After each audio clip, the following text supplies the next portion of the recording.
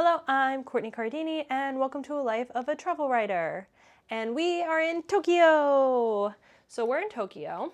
However, it's very rainy today. Actually, it looks a little better now, but it's been pouring all day. So we are in Tokyo, which is why we're in another hotel. And so sorry about this terrible background, but you gotta do what you gotta do. And I kind of blend in with the background, but it's too late, we're already here. So last week I gave a backstory of how I found my literary agent and signed on with them. So this week I thought I would discuss what the next steps are after signing on with the literary agent. Now, as a disclaimer, this is just my experience. It may not be the same experience for everybody, especially depending on if you are writing fiction or nonfiction. So I thought I would discuss what the next steps were for me and where we go from here. So after I signed on with my literary agent, he sent over a list of publishing houses with the names of the editors that he think would be best to approach in terms of auctioning off the book. Which is great because then you can take the time to kind of maybe tailor your book proposal to said editor or publishing house, depending on what they may or may not be looking for.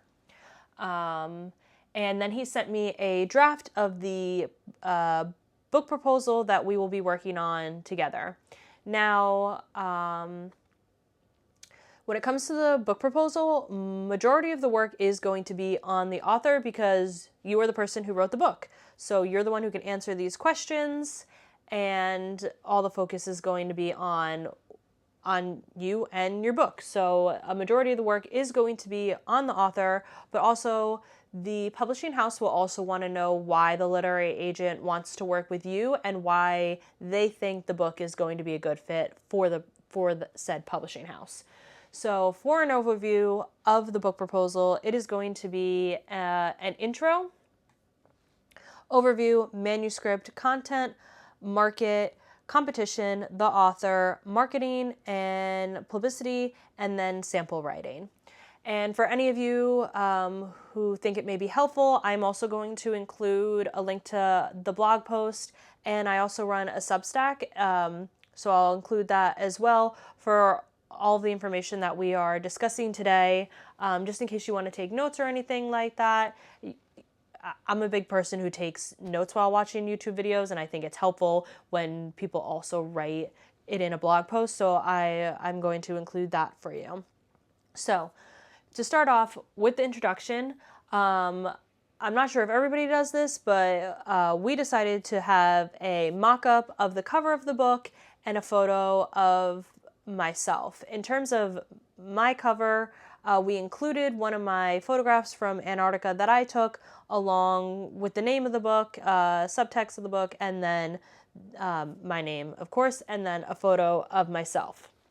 And then also in the introduction, you are going to include your elevator pitch of the book.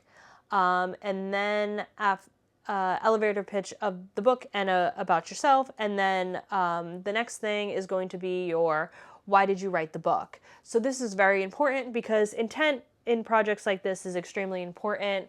You need to know your why, and a lot of people go into projects like this and they don't really understand their why, which is a big thing. Publishing houses want to know what's your mission with this book and why you want to get into such a project like this, because taking on an endeavor of writing a book is a huge task.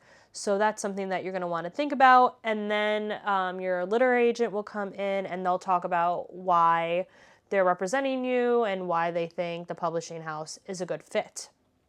So then next you're going to get into the overview of the book, which will have the hook, which is just a one-sentence example of the vibe of what it is you're trying to accomplish. An example of this will be Sleepless in Seattle meets Jaws. Two very famous movies. two very different movies, but you can see the vibe of what you're trying to make there. So your one sentence hook, and then you're going to give a summary, which will be the overview of the concept and synopsis of the book, which could be a paragraph to even a page. It depends on how in depth you're going to get into that. Then after that, you will start the manuscript section, which will discuss the categories and the genre of what the book fits into. And then you will be giving the status of the book.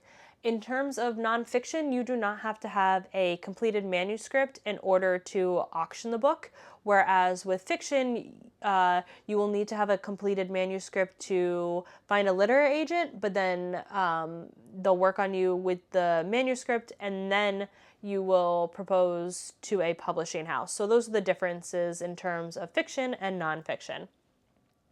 Then you will discuss the length of how long you think the book should be, and then any special features. This could be drawings that you want to add or photographs that you want to add, just to let the editor at the publishing house know if there's going to be any extra things that you want to add, because that will, in the long run, cost them more money. So it's something to be upfront with so that they know. And then you're going to give information for the contents of the book, so table contents and the title and everything, the titles of your chapters. And then you're going to go into the market. So the market is going to be the audience. You will be describing your target audience. And then if you have any networking groups or conferences, online groups that you're included in, that you can be networking the book to. And then they're going to want to talk about the benefits, which are the key benefits the reader will get out of reading your book. So a list of 3 to 5 benefits that your reader will be receiving from reading your book. And then you're going to go into competition, which is 3 to 5 titles of comparable titles to your own book. So it's a list of books that have been published within the last 10 years that are similar to your book, and you're going to give the similarities and the differences of your book to their book. Mostly this part is you're not really competing with these titles. It's more just for the publishing house and the editors to see where your book is going to fit in terms of genre and where it's going to be placed on the bookshelves for figuring out where you fit. So yeah, and mostly you want to have the books be within the last 10 years because you want to show that there is a market for this. So you want to have 3 to 5 titles. I included photos of those books, links to the book themselves. You're going to want to list when they were published, who the publishers are, the similarities and the differences between your book and their book. And then after that, you go into information about the author yourself. So your name and any platforms that you're on. So the publishing house is going to want to know, where else are you? Do you have a YouTube? Do you have a channel? Or not a channel, sorry. Do you have a website? Do you run a Substack? Are you on Twitter? Are you on Instagram? Now, there is a huge debate on whether or not authors need a platform. A lot of people say for nonfiction authors, yes, you need a platform. No, it doesn't need to be large. You need some kind of platform. And then some people say for fiction authors, they don't need a platform because you are selling a fiction book, and non-fiction authors, they recommend having a platform because with some of nonfiction books, you're trying to focus on a community. So yeah, they're going to want to know, are you in a community? So they're going to want to know, do you have an email list? Do you have a Twitter following, Instagram following, Pinterest, Substack, anything, anywhere out on the web? Are you showing up somewhere else that they can see where your work is, and are you communicating with other people? Are you forming a community? So that is the biggest thing when it comes to platform. And then after that, they're going to want to know, have you written any other titles? So if you are pursuing a new genre or a new publishing house, they're going to want to know, who else have you worked with, and have you published any other books? And then after that, you go into marketing. And this is, a lot of authors don't know that marketing is on the author. There is a lot that the publishing house will do because obviously they have relationships with bookstores and things like that. But I don't know everything yet. And last week I did give a few examples of books that are very helpful with this. In terms of knowing and understanding how much marketing the author really has to do. But there's only so much that the publishing house does, and then after that, the author really needs to be in control of that, because you're the one who wrote the book. You need to be championing it. Your literary agent will help you champion it. The publishing house will help you champion it, but only to a certain extent, because they are the front runners. They're the ones paying for the book. And they will do what they can for marketing, but they also have other books that they are selling. So there's only so much that they can do in-house. So the author yourself really needs to take charge of that and really push yourself in order to continue showing up in your community, to getting word of mouth out, and marketing yourself for your book.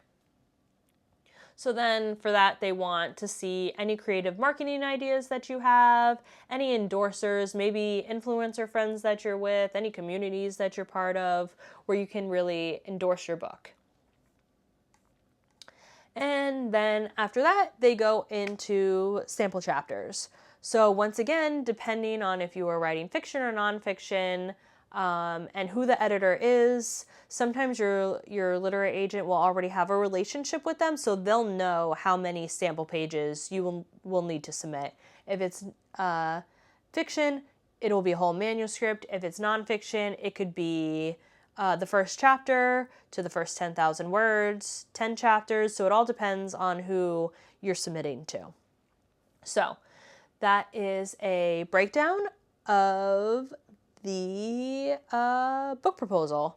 Now at the moment, in terms of my journey, I am just starting this out. So this is the current information that I have and that I am currently working with. I am still working on the first draft. And then in a few weeks, I will meet with my literary agent and we will go over the first draft and then do a second draft and then go from there. Sometimes you could do 2 or 3 drafts. It depends. Some people could also hire a ghostwriter to help them write the book proposal. It all depends on how in-depth your literary agent gets. For me, I'm not looking to hire a ghostwriter because as I said last week, I want to make writing books my career, so I really want to do all of the work myself so that I can learn how to do it, and with every proposal you write, the better that you get. So that is my intention, but there's nothing wrong with hiring an editor or a ghostwriter for your book proposal. And if that is something that you do want to do, I highly suggest asking your literary agent, because they will know people to work with that will help you produce that. So yes. So I will keep you updated. As I said, right now I am just working on draft 1, and then we will head to draft 2 or 3, depending on how much work the draft needs after my literary agent looks at it. So yeah, so I will also be trying to post more vlogs, writing vlogs, travel vlogs, but as I get into it, you gotta feel it out, see what people are looking for, but also, you know, I'm not someone who just easily picks up a camera and films myself. So, but I think it is a good idea. I'm on this new journey, and I suggest, even if you don't post it, I highly suggest doing a once a week check-in with yourself to see where you're at, how you feel, and where you're going. So I think it is very beneficial, and I hope this was a very beneficial video just to give you a small taste of what it is to be working with a literary agent and, you know, planning to put your book on auction.